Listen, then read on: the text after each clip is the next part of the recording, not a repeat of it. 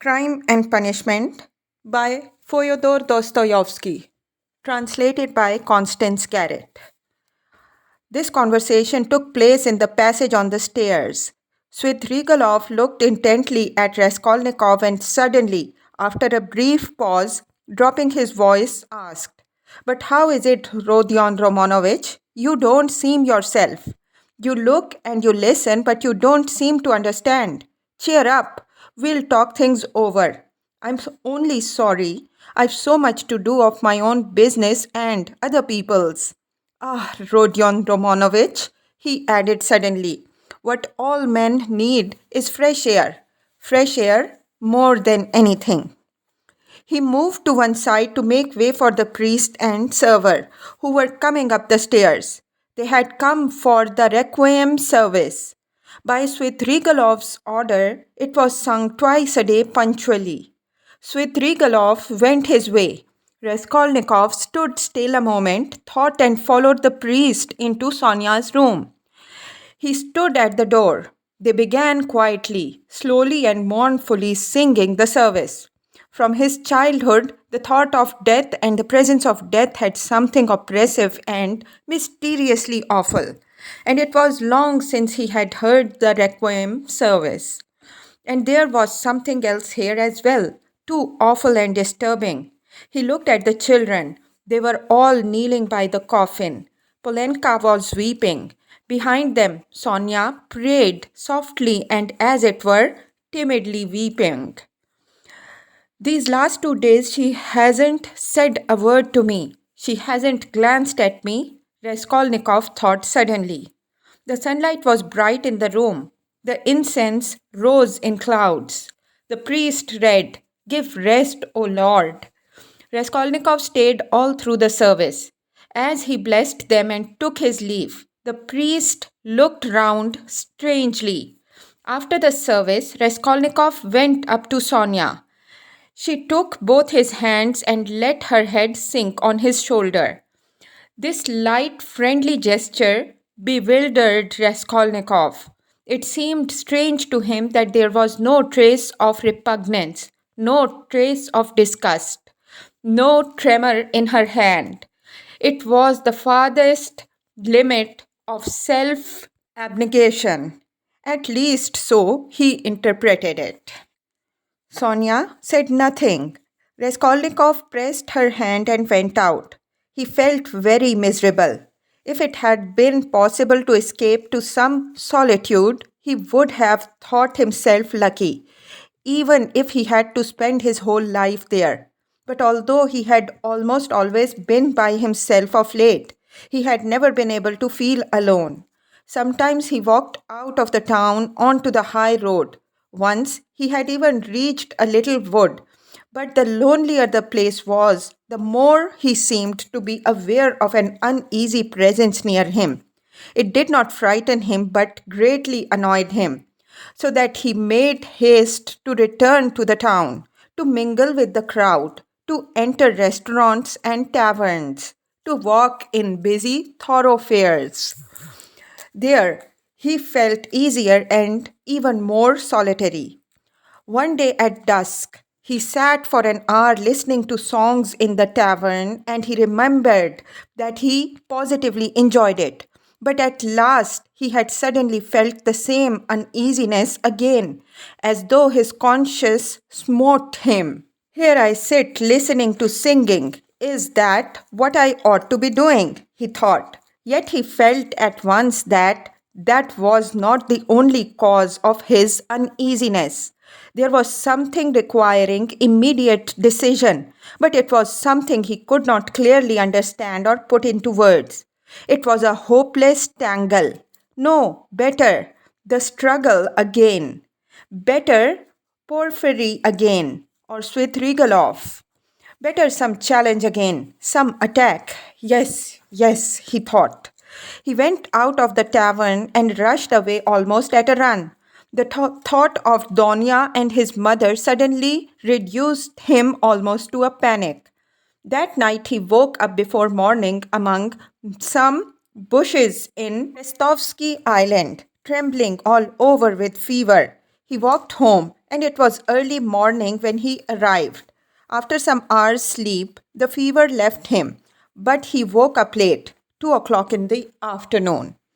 He remembered that Katerina Ivanova's funeral had been fixed for that day and was glad that he was not present at it.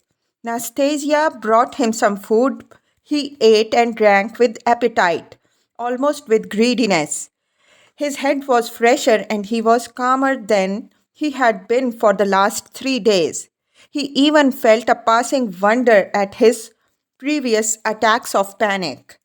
The door opened and Razumihin came in. Ah, he's eating. Then he's not ill, said Razumihin. He took a chair and sat down at the table opposite Raskolnikov. He was troubled and did not attempt to conceal it. He spoke with evident annoyance but without hurry or raising his voice. He looked as though he had some special fixed determination. Listen, he began resolutely. As far as I am concerned, you may all go to hell. But from what I see, it's clear to me that I can't make head or tail of it. Please, don't think I've come to ask you questions. I don't want to know. Hang it. If you begin telling me your secrets, I dare say I shouldn't stay to listen. I should go away cursing. I have only come to find out once for all whether it's a fact that you are mad. There is a conviction in the air that you are mad or very nearly so. I admit I've been disposed to that opinion myself, judging from your stupid, repulsive, and quite inexplicable actions, and from your recent behavior to your mother and sister. Only a monster or a madman could treat them as you have. So you must be mad. When did you see them last? Just now. Haven't you seen them since then? What have you been doing with yourself? Tell me, please. I've been to you 3 times already. Your mother has been seriously ill since yesterday.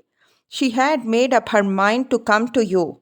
Avdotya Romanovna tried to prevent her. She wouldn't hear a word. If he's ill, if his mind is giving way, who can look after him like his mother? She said. We all came here together. We couldn't let her come alone all the way. We kept begging her to be calm. We came in, you weren't here. She sat down and stayed 10 minutes. While we stood waiting in silence, she got up and said, if he's gone out, that is, if he's well and has forgotten his mother, it's humiliating and unseemly for his mother to stand at his door begging for kindness. She returned home and took to her bed. Now she's in a fever. I see, she said, that he has time for his girl. She means by your girl, Sofia Semyonovna, your betrothed or your mistress. I don't know. I went at once to Sofia's, for I wanted to know what was going on. I looked round, I saw the coffin, the children crying, and Sofia trying them mourning dresses. No sign of you. I apologized, came away, and reported to Avdotya Romanovna. So that's all nonsense, and you haven't got a girl. The most likely thing is that you are mad. But here you sit, guzzling boiled beef as though you'd not had a bite for 3 days. Though, as far as that goes, madmen eat too. But though you have not said a word to me yet, you are not mad. That I'd swear. Above all, you're not mad. So you may go to hell, all of you, for there's some mystery, some secret about it, and I don't intend to worry my brains over your secrets. So I've simply come to swear at you, he finished, getting up to relieve my mind, and I know what to do now. What do you mean to do now? What business is it of yours what I mean to do? How? How do you know? Why, it's pretty plain. Razumihin paused for a minute. You always have been a very rational person and you've never been mad. Never, he observed suddenly with warmth. You're right. I shall drink. Goodbye. and he moved to go out again. I was talking with my sister the day before yesterday. I think it was about you, Resumehin. About me. But where can you have seen her the day before yesterday? Resumehin stopped short and even turned a little pale. One could see that his heart was throbbing slowly and violently. She came here by herself, sat there and talked to me. She did? Yes. What did you say to her? I mean, about me. I told her that you were a very good, honest, and industrious man. I didn't tell her you love her because she knows that herself. She knows that herself. Well, it's pretty plain. Wherever I might go, whatever happened to me, you would remain to look after them. I, so to speak, give them into your keeping, Resumehin. I say this because I know quite well how you love her and am convinced of the purity of your heart. I know that she too may love you and perhaps does love you already. Now decide for yourself as you know best whether you need to go in for a drinking bout or not. Rodya, you see, well, damn it. But where do you mean to go? Of course, if it's all a secret, never mind. But I shall find out the secret, and I'm sure that it must be some ridiculous nonsense and that you've made it all up. Anyway, you are a capital fellow, a capital fellow.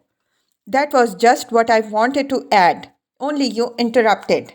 That was a very good decision of yours not to find out these secrets. Leave it to time. Don't worry about it. You'll know it all in time when it must be. Yesterday a man said to me that what a man needs is fresh air. Fresh air. Fresh air. I mean to go out to him directly to find out what he meant by that. Resumehin, lost in thought and excitement, started making a silent conclusion. He is a political conspirator. He must be, and he's on the eve of some desperate step. That's certain. It can only be that. And Donya knows, he thought suddenly. So Avadotya Romanovna comes to see you, he said, weighing each syllable. And you're going to see a man who says we need more air. And so, of course, that letter, that too must have something to do with it, he concluded to himself. What letter?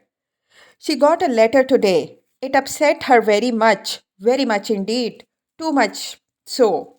I began speaking of you. She begged me not to. Then she said that perhaps we should very soon have to part. Then she began warmly thanking me for something. Then she went to her room and locked herself in. She got a letter, Raskolnikov asked thoughtfully. Yes, and you didn't know? They were both silent. Goodbye, Rodion. There was a time, brother, when I. Never mind, goodbye. You see, there was a time. Well, goodbye. I must be off too. I am not going to drink. There's no need now. That's all stuff. He hurried out, but when he had almost closed the door behind him, he suddenly opened it again and said, looking away, Oh, by the way, do you remember that murder? You know, Porphyry's, that old woman. Do you know the murderer has been found? He has confessed and given the proofs. It's one of those very workmen, the painter, only fancy. Do you remember I defended them here? Would you believe it?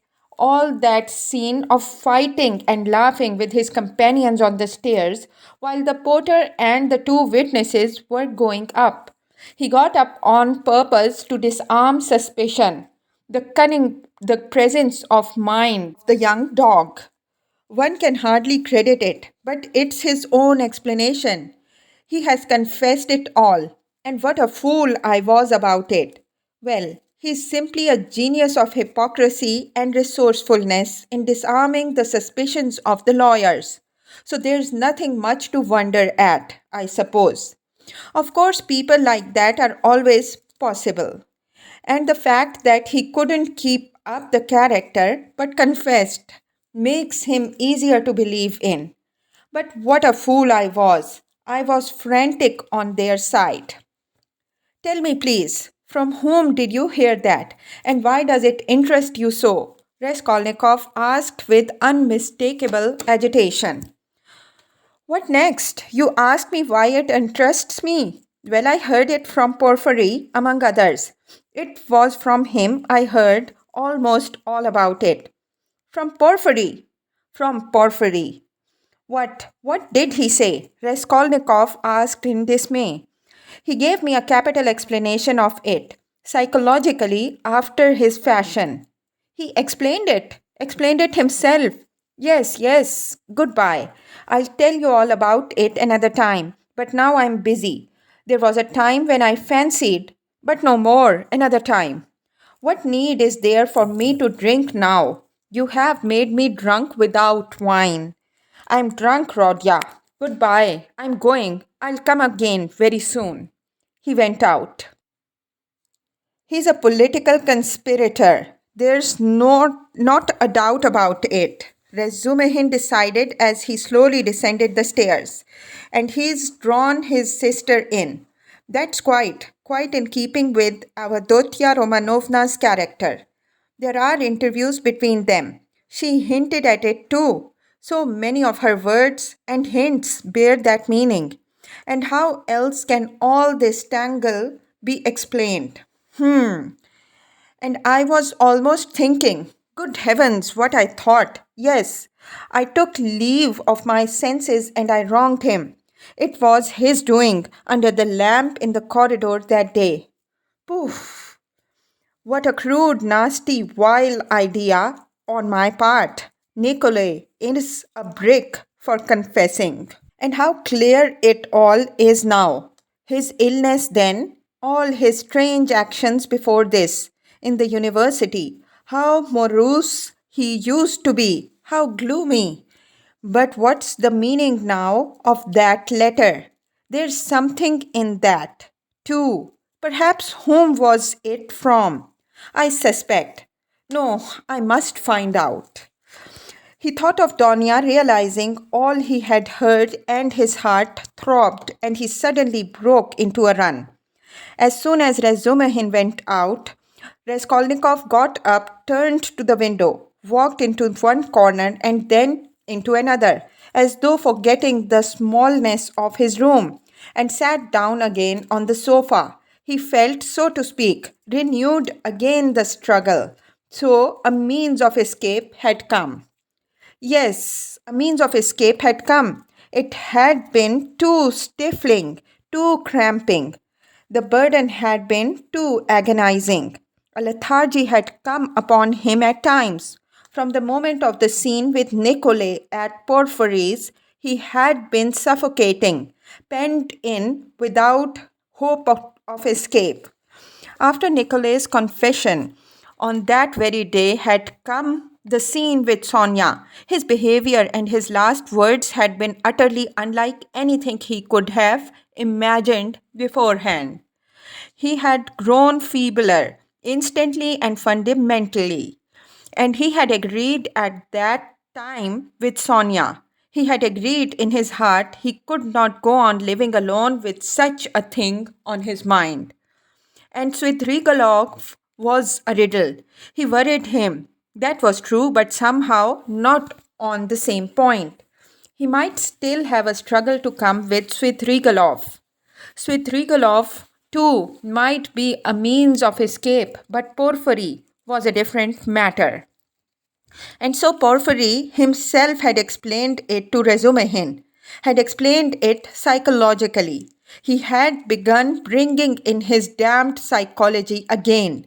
Porphyry. But to think that Porphyry should for one moment believe that Nikolay was guilty, after what he had passed between them before Nikolay's appearance, after that tete-a-tete interview, which could have only one explanation.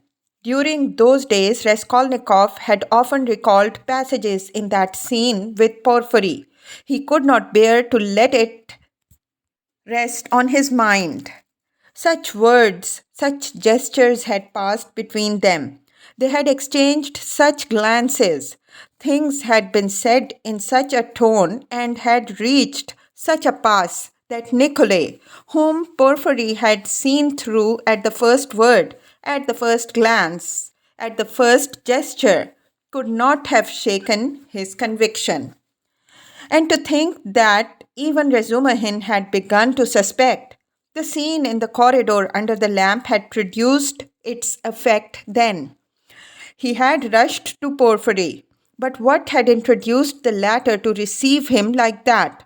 What had been his object in putting Razumihin off with Nikolay? He must have some plan. There was some design, but what was it? It was true that a long time had passed since that morning, too long a time, and no sight nor sound of Porphyry. Well, that was a bad sign. Raskolnikov took his cap and went out of the room, still pondering. It was the first time for a long while that he had felt clear in his mind at least. I must settle Svidrigailov, he thought, and as soon as possible. He too seems to be waiting for me to come to him of my own accord. And at that moment there was such a rush of hate in his very heart that he might have killed either of those two, Porphyry or Svidrigailov. At least he felt that he would be capable of doing it later, if not now. We shall see, he repeated to himself. But no sooner had he opened the door than he stumbled upon Porphyry himself in the passage. He was coming in to see him.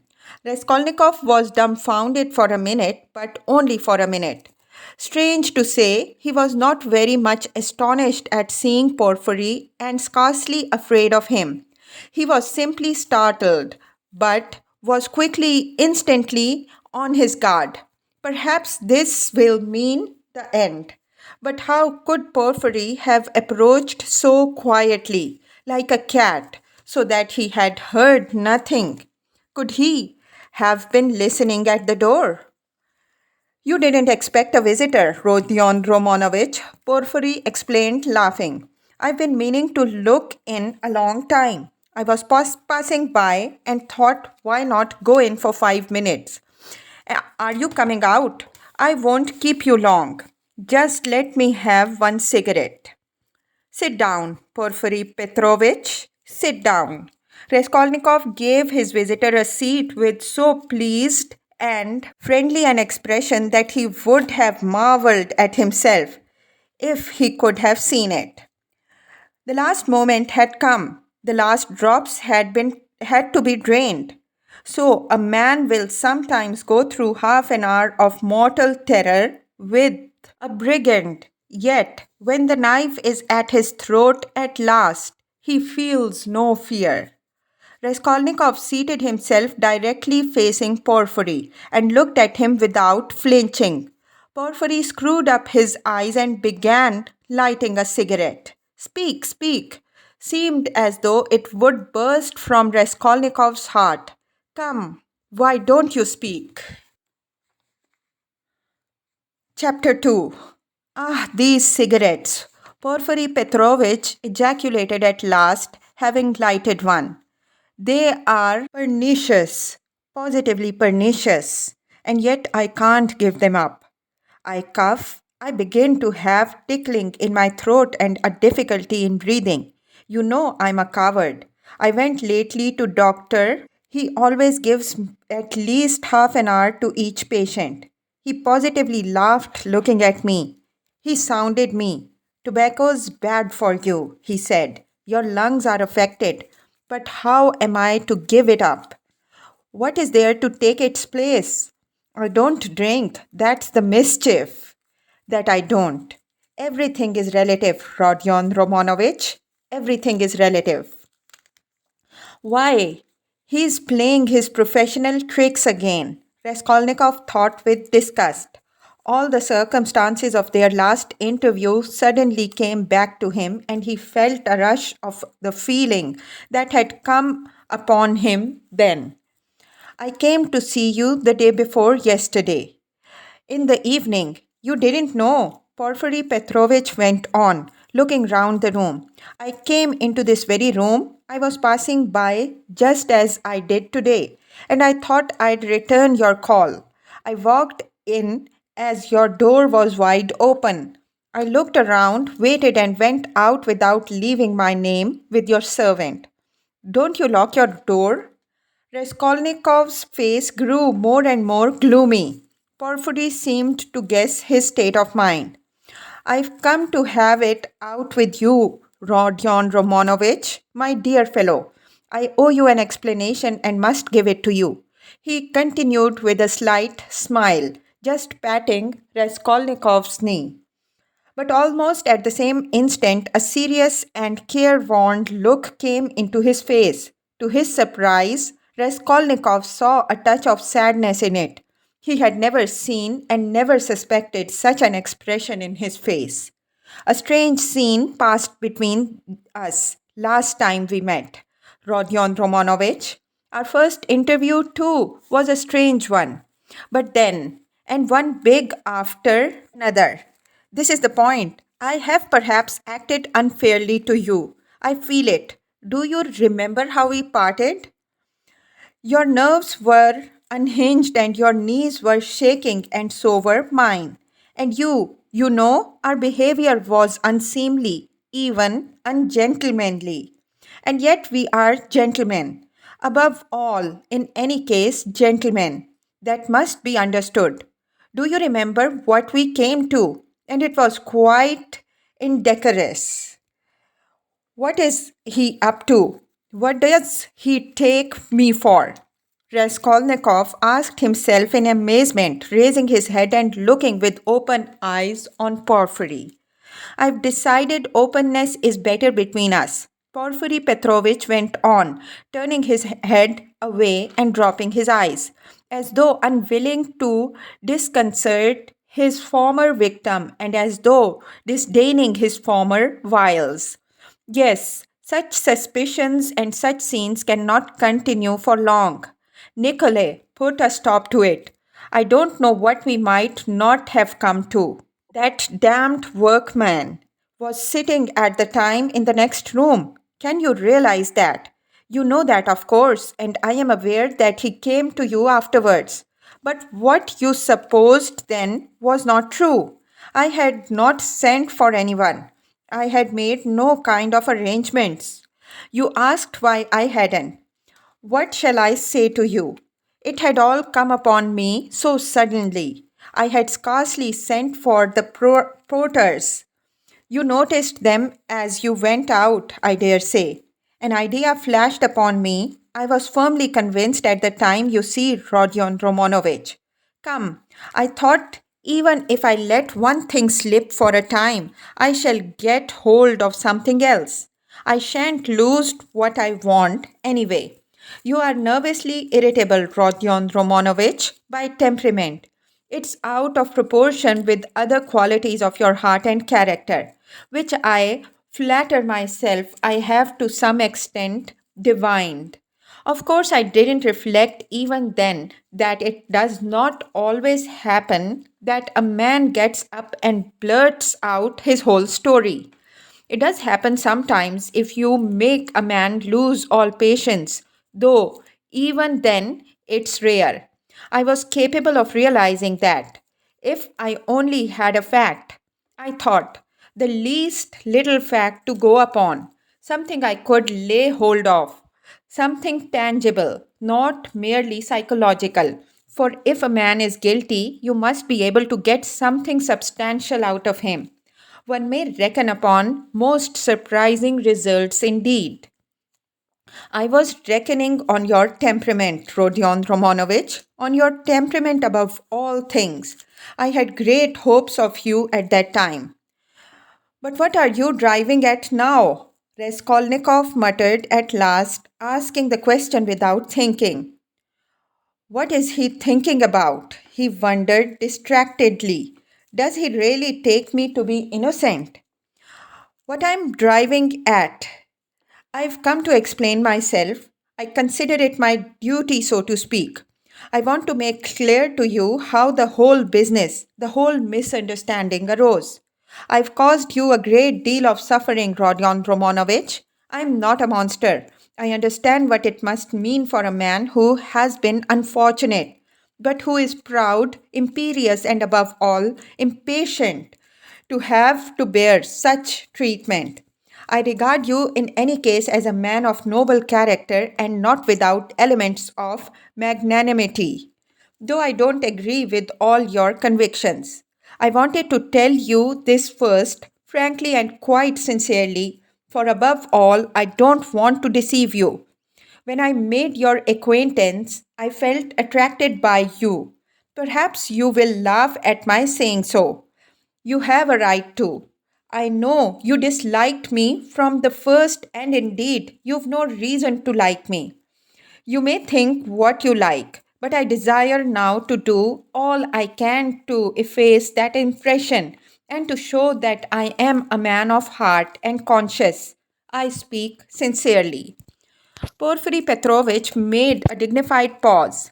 Raskolnikov felt a rush of renewed alarm. The thought that Porfiry believed him to be innocent began to make him uneasy. It's scarcely necessary to go over everything in detail, Porfiry Petrovitch went on. Indeed, I could scarcely attempt it. To begin with, there were rumors. Through whom, how, and when those rumors came to me, and how they affected you, I need not go into. My suspicions were aroused by a complete accident which might just as easily not have happened. What was it? I believe there is no need to go into that either. Those rumors and that accident led to one idea in my mind. I admit it openly. For one may as well make a clean breast of it. I was the first to pitch on you. The old woman's notes on the pledges and the rest of it. That all came to nothing. Yours was one of 100. I happened to hear of the scene at the office from a man who described it capitally, unconsciously reproducing the scene with great vividness. It was just one thing after another, Rodion Romanovich, my dear fellow. How could I avoid being brought to certain ideas? From 100 rabbits, you can't make a horse. 100 suspicions don't make a proof, as the English proverb says. But that's only from the rational point of view. You can't help being partial, for after all, a lawyer is only a human. I thought too of your article in that journal. Do you remember on your first visit we talked of it? I jeered at you at the time, but that was only to lead you on. I repeat, Rodion Romanovich, you are ill and impatient. That you were bold, headstrong, in earnest, and had felt a great deal I recognized long before. I too have felt the same, so that your article seemed familiar to me. It was conceived on sleepless nights with a throbbing heart, in ecstasy, and suppressed enthusiasm. And that proud, suppressed enthusiasm in young people is dangerous. I jeered at you then, but let me tell you that, as a literary amateur, I am awfully fond of such first essays, full of the heat of youth. There is a mistiness and a chord vibrating in the mist. Your article is absurd and fantastic, and there's a transparent sincerity, a youthful, incorruptible pride, and the daring of despair in it. It's a gloomy article, but that's what's fine in it. I read your article and put it aside, thinking as I did so that man won't go the common way. Well, I ask you, after that, as a preliminary, how could I help being carried away by what followed? Oh dear, I am not saying anything, I am not making any statement now. I simply noted it at the time. What is there in it? I reflected. There's nothing in it. That is really nothing and perhaps absolutely nothing. And it's not at all the thing for the prosecutor to let himself be carried away by notions. Here I have Nikolay on my hands with actual evidence against him. You may think what you like of it, but it's evidence. He brings in his psychology too. One has to consider him too, for it's a matter of life and death. Why am I explaining this to you? That you may understand and not blame my malicious behavior on that occasion. It was not malicious, I assure you. Do you suppose I didn't come to search your room at the time? I did. I did. I was here when you were lying ill in bed. Not officially, not in my own person, but I was here. Your room was searched to the last thread at the first suspicion. But, umsonst, I thought to myself, now that man will come of himself and quickly too, if he is guilty. He is sure to come. Another man won't, but he will. And you remember how Mr. Razumihin began discussing the subject with you? We arranged that to excite you. So we purposely spread rumors that he might discuss the case with you. And Razumihin is not a man to restrain his indignation. Mr. Zametov was tremendously struck by your anger and your open daring. Think of blurting out in a restaurant, I killed her. It was too daring, too reckless. I thought so myself. If he is guilty, he will be a formidable opponent. That was what I thought at the time. I was expecting you, but you simply bowled Zametov over and, well, you see it. It all lies in this, that this damnable psychology can be taken two ways. Well, I kept expecting you, and so it was. You came. My heart was fairly throbbing. Ah, now why need you have come? Your laughter too, as you came in. Do you remember? I saw it all plain as daylight, but if I hadn't expected you so specially, I should not have noticed anything in your laughter. You see what influence a mood has. Mr. Razumihin then. Ah, that stone under which the things were hidden. I seem to see it somewhere in a kitchen garden. It was in a kitchen garden. You told Zametov, and afterwards you repeated that in my office. And when we began picking your article to pieces, how you explained it. One could take every word of yours in two senses, as though there were another meaning hidden. So, in this way, Rodion Romanovich, I reached the furthest limit and knocking my head against a post. I pulled myself up, asking myself what I was about. After all, I said you can take it all in another sense if you like, and it's more natural so indeed. I couldn't help admitting it was more natural. I was bothered. No, I'd better get hold of some little fact, I said. So when I heard of the bell ringing, I held my breath and was all in a tremor. Here is my little fact, thought I, and I didn't think it over. I simply wouldn't. I would have given 1,000 rubles at that time to have seen you with my own eyes when you walked 100 paces beside that workman after he had called you murderer to your face, and you did not dare to ask him a question all the way. And then what about your trembling? What about your bell ringing in your illness, in semi delirium? And so, Rodion Romanovich, can you wonder that I played such pranks on you? And what made you come at that very minute? Someone seemed to have sent you, by Jove. And if Nikolay had not parted us, and do you remember Nikolay at the time? Do you remember him clearly? It was a thunderbolt, a regular thunderbolt. And how I met him. I didn't believe in the thunderbolt, not for a minute. You could see it for yourself. And how could I? Even afterwards, when you had gone, and he began making very, very plausible answers on certain points, so that I was surprised at him myself. Even then, I didn't believe his story. You see what it is to be as firm as a rock.